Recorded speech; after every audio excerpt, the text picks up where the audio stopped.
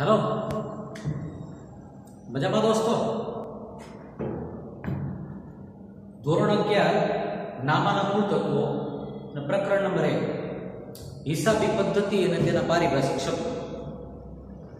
હિસાબી પદ્ધતિ એટલે હિસાબો આપણે જે પ્રાથમિક ચર્ચા કરી એને આધારે કે હિસાબો લખવાથી વેપારી પેઢીને, કંપનીને કે માલિકને क्या क्या फायदा થાય છે એની ચર્ચા કરીએ છીએ। અને ફાયદાની ચર્ચા કરીએ તો મજા જ આવે। આપણે અલગ અલગ 5 ફાયદાની ચર્ચા કરી હતી, છઠ્ઠો ફાયદા ઉપર આપણે આવી જઈએ। હિસાબી પદ્ધતિના ફાયદા એટલે કે ઉપયોગિતા। હિસાબો જો લખવામાં આવ્યા હોય તો વેપારીને, એકાકી વેપારી પેઢીને, ભાગીદારી પેઢીને કે કંપનીને કે ઇન્ટરનેશનલ કંપનીને કઈ રીતે ઉપયોગી થાય તે સૌથી પહેલું છે છઠ્ઠા નંબરનો મુદ્દો છે। 5 આની પહેલાના લેક્ચરમાં આપણે ધ્યાનમાં લીધા છે। આર્થિક પરિસ્થિતિ જાણી શકાય। આર્થિક પરિસ્થિતિ જાણી શકાય એટલે કે જો હિસાબો લખેલા હોય ને, હિસાબો લખેલા હોય તો વ્યક્તિ પાસે, પેઢી પાસે કેટલી મિલકતો છે ને કઈ કઈ મિલકતો છે। આપણે મારી પાસે 2 મોટર કાર છે, મારી પાસે 2 બંગલા છે, એમ પેઢી પાસે કેટલી અને કઈ મિલકતો છે એ ખબર પડે। કોને કેટલા પૈસા ચૂકવવાના છે અને કોની પાસેથી કેટલા પૈસા લેવાના છે એ ખબર પડે જો હિસાબો લખેલા હોય તો। એટલે શું છે, આર્થિક પરિસ્થિતિ જાણી શકાય। આર્થિક પરિસ્થિતિમાં વ્યક્તિ સારી આર્થિક પરિસ્થિતિમાં છે, ખરાબ આર્થિક પરિસ્થિતિમાં તે જાણી શકાય।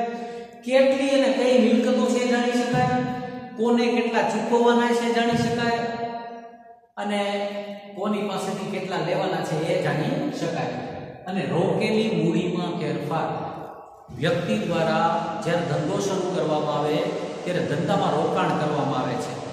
જે મૂડીનું રોકાણ કરવામાં આવ્યું હોય એ મૂડીમાં કેટલો ફેરફાર છે, વર્ષની શરૂઆતથી લઈ અને વર્ષના અંત સુધીમાં કેટલો ફેરફાર થયો એ આપણને ખબર પડે છે। એટલે દાખલા તરીકે આપણે વર્ષની શરૂઆતમાં 2 લાખનું રોકાણ કર્યું હતું અને વર્ષના અંતે એ મૂડી 3 લાખ રૂપિયા છે, એનો મતલબ થયો 1 લાખ રૂપિયાનો નફો થયો।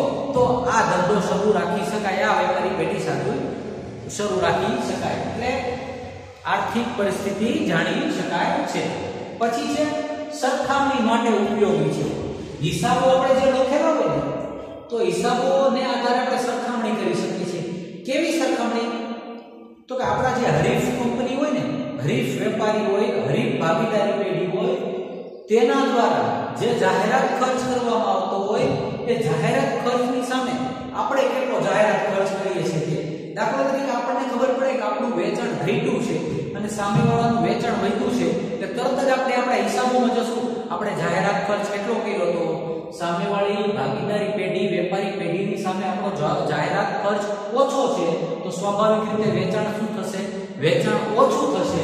એટલે કે તમે જો હિસાબો લખેલા હોય, હિસાબોની અંદરથી તમને જાહેરાત ખર્ચ પાછળ તમે કેટલું ભંડોળ ફાળવેલું છે એ જો તમને ખબર હોય તો ભવિષ્યની અંદર કેટલો જાહેરાત ખર્ચ કરવો પડશે એની પણ તમને માહિતી મળે છે। હિસાબોની સરખામણી થઈ શકે। અગાઉના હિસાબો કે પાછલા વર્ષમાં જે હિસાબો લખેલા હોય ને એ ચાલુ વર્ષના હિસાબો સાથેની સરખામણી થઈ શકે છે। આ જાહેરાત ખર્ચમાં તમે યાદ કરો, જીઓને જ્યારે લોન્ચ કરવામાં આવ્યું ત્યારે શું હતું? મફતના ભાવમાં એને બધાને આપ્યા હતા, ત્યારે એને ખૂબ જ મોટા પ્રમાણમાં જાહેરાત ખર્ચ કર્યો હતો। હવે શું થાય છે કે જાહેરાત ખર્ચનો એને ફાયદો મળે છે। નંબર ઓફ કસ્ટમર એની પાસે અત્યારે એટલા બધા વધી ગયા છે કે ગમે એટલા એના રિચાર્જની અંદર ભાવ વધે, પરંતુ આપણે જીઓ નંબર લઈ લીધો છે એનું રિચાર્જ કરવું પડે છે, જેનો ફાયદો કોને મળે છે? કંપનીને મળે છે। એટલે કંપની માટે શું થયું? કંપનીએ જાહેરાત ખર્ચ કર્યો, પરંતુ જાહેરાત ખર્ચ કરતા પહેલા એને આ બધું ગણિત કર્યું હોય કે ભવિષ્યની અંદર આપણને આટલો ફાયદો મળશે। કરવેરાની જવાબદારી નક્કી કરવી। આપણી પાસે આવક આવે ને, આવક એટલે સરકારને આપણે વેરો ચૂકવવો પડે, આવક વેરો ચૂકવવો પડે। આવક વેરો આપણે શેના આધારે નક્કી થાય? તો કે હિસાબો લખેલા હોય તો તમારી આવક નક્કી કરવા માટે હિસાબો લખવા પડે અને આવક નક્કી થાય ત્યારે તેના આધારે આવક વેરો નક્કી થાય। એવી રીતે તમારે વેચાણ વેરો ચૂકવવાનો હોય, એવી રીતે કોઈ કોર્પોરેશનને તમારે ટેક્સ ચૂકવવાનો હોય, અલગ અલગ પ્રકારના ટેક્સ ચૂકવવાના હોય, તો એ હિસાબો લખેલા હોય તો એને આધારે તમારી કરવેરાની જવાબદારી નક્કી થાય છે. ઘણીવાર તમે ક્યાંક સારી હોટલમાં ને એમાં જતા હશો, તમે હોટલમાં જમી લો ત્યારે બિલ આપતા હશો, પૈસા 1000 રૂપિયા બિલ થયું, તમે પૈસા ચૂકવો એટલે તરત તમને કોમ્પ્યુટરાઇઝ બિલ આપશે. કોમ્પ્યુટરાઇઝ બિલ આપે એટલે એનો મતલબ કે દિવસ દરમિયાન 50 કસ્ટમર આવ્યા, 50 કસ્ટમર દ્વારા જે પૈસા ચૂકવવામાં આવ્યા એનું કોમ્પ્યુટરાઇઝ બિલ આપવામાં આવ્યું. તો એનો મતલબ શું થયો? દિવસના અંતે આ 50 કસ્ટમરના 35000 રૂપિયા થયા, તો હિસાબોની અંદર 35000 રૂપિયા હોવા જોઈએ. એનો મતલબ કે કોમ્પ્યુટર દ્વારા હિસાબો રાખવામાં આવ્યા એટલે રોકડ કેટલી હશે એ ખબર હોય. તો હિસાબો આપણે લખેલા છે, હિસાબો લખેલા હોય તો કર્મચારીઓની ગેરરીતિ ઉપર અંકુશ આવે છે. ગોટાળા, ભૂલ, છેતરપિંડી એ બધામાં શું થાય છે? ઘટાડો થઈ જાય સાવ. કારણ કે હિસાબ લખેલા હોય કોઈ પણ ભૂલ થવાની શક્યતા રહેતી નથી. પરંતુ ક્યારે થાય? જો યોગ્ય રીતે દરરોજે દરરોજ હિસાબો લખવામાં આવે તો. દાખલા તરીકે એક આપણે માની લઈએ કે સારું રેસ્ટોરન્ટ છે, સારું રેસ્ટોરન્ટની અંદર તમને આવું બિલ નથી આપવામાં આવતું, એટલે પહેલે દિવસે 10000 રૂપિયાનું રોકડ કાઉન્ટર છે, બીજે દિવસે 6000 રૂપિયાનું રોકડ કાઉન્ટર અચાનક ઘટી જાય. એનો મતલબ શું થયો? કે 4000 રૂપિયાનો ત્યાં ગોટાળો છે. જો બિલ કોમ્પ્યુટરાઇઝ બિલ ન આપવામાં આવે તો, અથવા તો કોઈ યોગ્ય વ્યક્તિ તે જગ્યા પર ન બેઠો હોય તો. એટલે કે કર્મચારીઓની ગેરરીતિ પર અંકુશ લાવવા માટે, કર્મચારીઓ ભૂલ રહિત કામ કરે એના માટે, કોઈ પણ પ્રકારના ગોટાળા કે છેતરપિંડી રોકવા માટે તેને હિસાબો લખવા પડે છે. બાહ્ય વ્યક્તિઓને ઉપયોગી. જો હિસાબો લખેલા હોય ને તો તમે જેની પાસેથી ઉધાર ખરીદી કરતા હોય એવા લેણદારો છે, તમે જેની પાસેથી લોન લીધી છે એવા બેંક છે, આપણા કર્મચારીઓ છે, બેંકો છે, ગરીબો છે, સરકાર છે, આ બધાને આ હિસાબો ઉપયોગી થાય. તો તમને એમ થશે કર્મચારીઓને કઈ રીતે ઉપયોગી થાય? તો કર્મચારીઓને હિસાબોના આધારે ખબર પડે કે આ પેઢી આગળ ચાલશે કે નહીં, આ પેઢીને વધુ લોકો થયો તો આવતા વર્ષમાં પગારમાં વધારો આપશે ને બોનસ પણ આપશે. બેંક તો કે બેંક તમારા હિસાબો જોઈને નક્કી કરે છે કે તમને લોન આપવી કે ન આપવી. ગયા વર્ષે તમે એક વર્ષ દરમિયાન બીજી કોઈ બેંકમાંથી લોન લીધી હોય તો લોનના કેટલા હપ્તા રેગ્યુલર ચૂકવા છે એ હિસાબો ઉપરથી ખબર પડે. હરીફો, તમારે તમારા હરીફો સાથે સરખામણી કરવી હોય તો તમારી પાસે હિસાબો હોવા જોઈએ. સરકારને તમે જ્યારે આવકવેરો ચૂકવો છો ત્યારે સરકાર તમે નક્કી કરેલો આવકવેરો લેતા નથી, પરંતુ તમારા હિસાબોના આધારે સરકાર પણ પોતાનો ગણતરી કરે છે અને એના આધારે આવકવેરો લેવામાં આવે છે.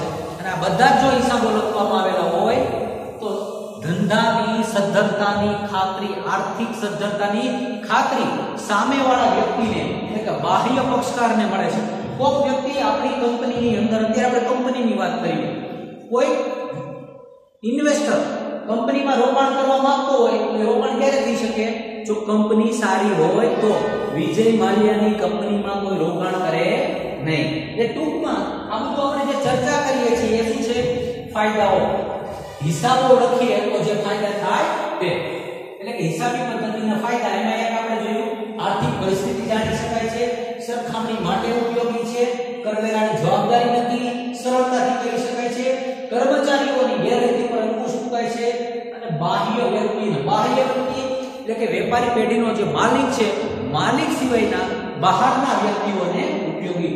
લેણદારો તો કે જેની પાસેથી તમે ઉધાર ખરીદી કરી છે તે, કર્મચારીઓ તો પેઢીમાં જે લોકો કામ કરે છે તે, બેંકો તો કે જેની સાથે આપણે વ્યવહાર બેંકના વ્યવહાર કરીએ છીએ તે, હરીફો તમારા જેવું જ બીજો માલ સામાન વેચતો હરીફ, અને સરકાર ગવર્નમેન્ટ એ રાજ્ય સરકાર પણ હોઈ શકે ને કેન્દ્ર સરકાર પણ હોઈ શકે છે.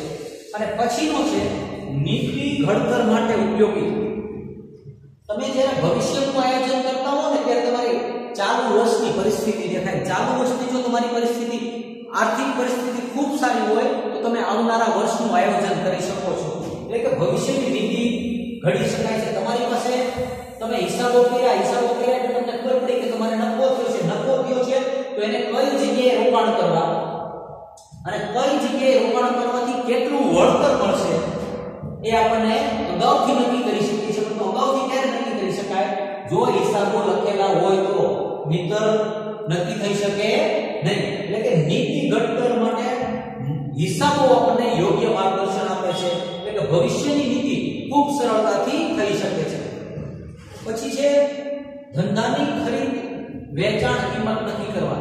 હવે ઘણીવાર તમે માની લો કે તમારો જે ધંધો છે તમે વેચી દેવા માંગો છો, તો તમે જ્યારે ધંધો વેચવા જશો, વેપાર વેચવા જશો, એક આખી વેપારી પેઢી વેચવા જશો ને, ત્યારે સૌથી પહેલા એ જોવામાં આવે કે તમે હિસાબો લખેલા છે. હિસાબો લખેલા છે તો તમારી મિલકત કેટલી છે, મિલકત લેણા કેટલા છે, તમારે બહાર કેટલા લોકોને પૈસા ચૂકવવાના છે. ત્યાંથી તમારી ધંધાની વેચાણ કિંમત નક્કી થશે. અને વેચાણ કિંમત તો કે તમે જો હિસાબો લખેલા હશે ને છેલ્લા 5 થી 10 વર્ષના હિસાબો, તો ધંધાની ખરીદ વેચાણ સરળતાથી નક્કી થઈ શકે છે. અહીંયા હિસાબી ચોપડા અગત્યનો ભાગ ભજવે છે છેલ્લા, કારણ કે 5 વર્ષના હિસાબોની અંદર તમે જ્યારે ધંધો વેચવા જઈ રહ્યા હોય ત્યારે તમને ખબર હોય કે ક્રમશઃ આપણા નફામાં ઘટાડો થઈ રહ્યો છે, આપણી પાસે કેટલી મિલકતો છે, આપણી પાસે કેટલા દેવા છે, પાકા સરવૈયાને આધારે ખબર પડે છે. એટલે કે ધંધાની ખરીદ કિંમત વેચાણ કિંમત નક્કી કરવા માટે હિસાબો લખેલા ખૂબ જરૂરી છે. અને છેલ્લું છે પુરાવા તરીકે ઉપયોગી. તો તમને એમ થાય કે પુરાવા તરીકે છે, આમાં શેના સાક્ષી તરીકે હોય. દાખલા તરીકે આપણે ઉદાહરણ લઈએ, અહીંયા કરવેરાની જવાબદારી નક્કી કરો. કરવેરાની તમે જવાબદારી નક્કી કરી, તમે સરકારને કહો કે મારે 10,000 રૂપિયા કરવેરો ભરવાનો છે, તો સરકાર એમને માનશે નહીં, ગવર્નમેન્ટ એમને નહીં માને.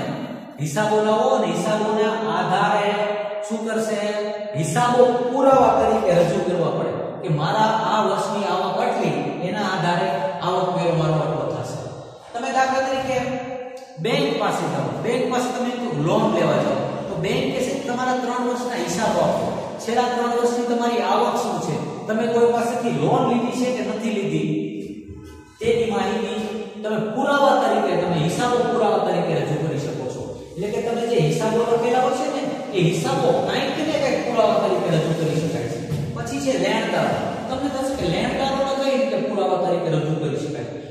જ્યારે તમે મોટા પ્રમાણમાં ઉધાર ખરીદી કરવા માંગતા હોય ત્યારે તમે ભૂતકાળના જે હિસાબો છે એ વર્તમાનના લેણદારોને દેખાડી શકો છો કે ભૂતકાળની અંદર અમે આટલું ઉધાર ખરીદી કરી હતી, છતાં એ લોકોને બધા જ પૈસા ચૂકવી દીધા હતા. એ વસ્તુ શું દેખાડે છે, તમારી આર્થિક સદ્ધરતા દેખાડે છે. એટલે ટૂંકમાં હિસાબો તમે અલગ અલગ જગ્યાએ પુરાવા તરીકે રજૂ કરી શકો છો, જેને એકાકી વેપારી પેઢી હોય, ભાગીદારી પેઢી હોય, કંપની હોય કે ઇન્ટરનેશનલ કંપની હોય, બધાને ફાયદો થાય છે. આ આપણે શું ચર્ચા કરતા હતા, તો કે હિસાબી પદ્ધતિના ફાયદા. ફાયદાનો મતલબ છે ઉપયોગિતા, કે હિસાબો લખેલા હોય તો વેપારી પેઢીને કઈ કઈ જગ્યાએ ઉપયોગી થાય છે. અલગ અલગ કુલ 13 મુદ્દાઓ છે. આ 13 મુદ્દાઓને ફરીવાર વિદ્યાર્થી મિત્રો રિપીટ કરી નાખજો. એમાં કોઈ પણ પ્રકારનો ન સમજાતું હોય તો કોમેન્ટ બોક્સમાં લખીને મોકલજો. મને તમે WhatsApp પણ કરી શકો છો. મારો WhatsApp નંબર છે 9106634426. આ નંબર ઉપર WhatsApp કરી શકો છો. અગાઉના લેક્ચર જે વિદ્યાર્થી મિત્રો ચૂકી ગયા છે તેઓ નિકુંજ 2020 YouTube ચેનલ ઉપર જઈને પણ જોઈ શકે છે. Thank you very much. અને આવતીકાલ તો કે સન્ડે છે, હેપી હોલિડે. Thank you.